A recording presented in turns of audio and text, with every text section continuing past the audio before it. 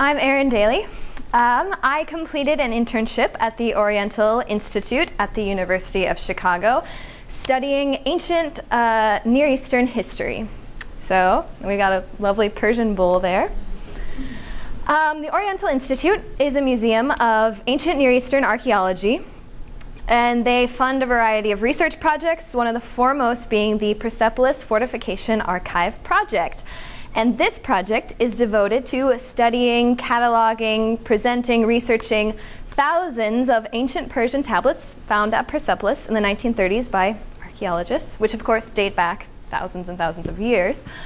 So we've got a variety of tablets. They're all sort of, the ones I worked with were this big. Some of them are this big. Some of them have language on them, ancient Elamite, Aramaic. The ones I looked at as an art historian were the uninscribed tablets. And these tablets just have seal impressions. So they're little cylinder seals rolled across clay. And they leave a little picture for us to look at and wonder what could it mean. So there are thousands of these. And I was trying to help the cataloging process. So number one of cataloging uninscribed tablets, catalog it. Make a diagram documentation.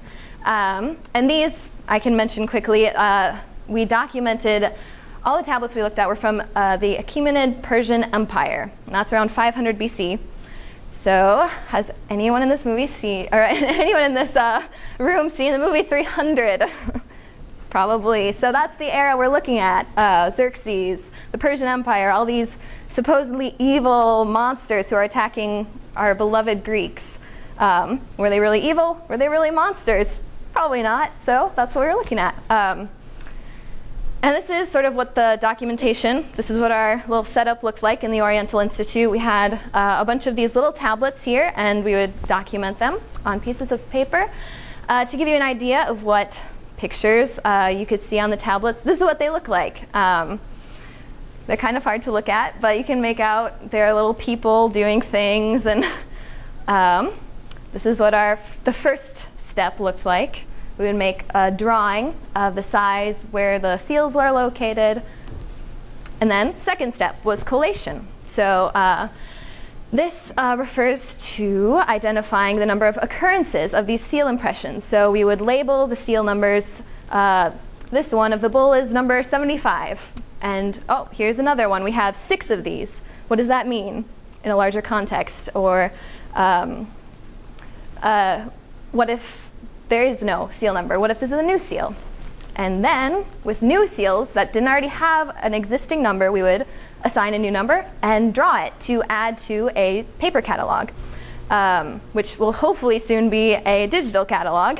But so this paper catalog is pictures that we've drawn, because if you remember, those tablets are kind of hard to look at. You don't really know what's going on. So in order to present them to people who are unfamiliar with the glyptic iconography, we draw them on pictures. So you're like, oh, that is clearly an archer shooting something. This is some sort of heraldic scene with a scorpion, of course. So these are drawings that I made for the catalog. They would be transferred onto non-graphic paper. But so here we have a heraldic scene.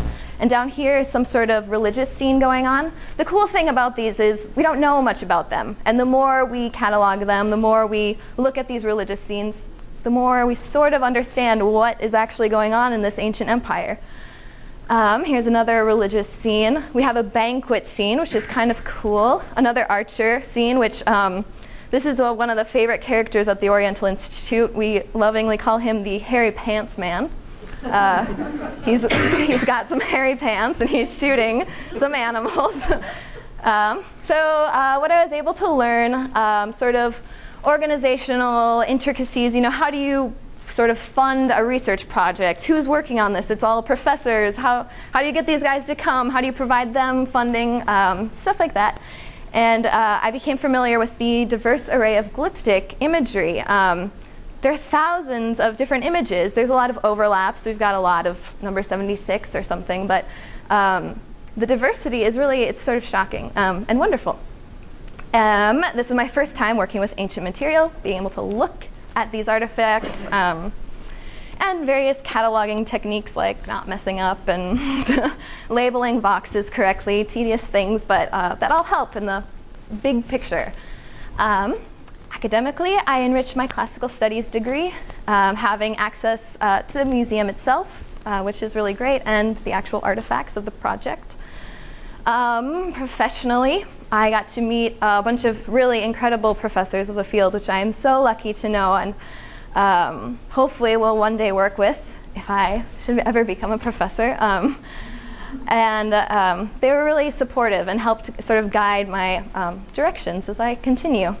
So hopefully I'll have a greater advantage in applying to grad schools through my firsthand experience with the ancient material. And I get to go back this summer, which I'm really excited about. So a special thanks to my two site sponsors, Professor Mark Garrison and Professor Matthew Stolper, my faculty sponsor, Professor Phil Venticinque, and my donors, the Mansfield Foundation, through the Cornell Fellows Program.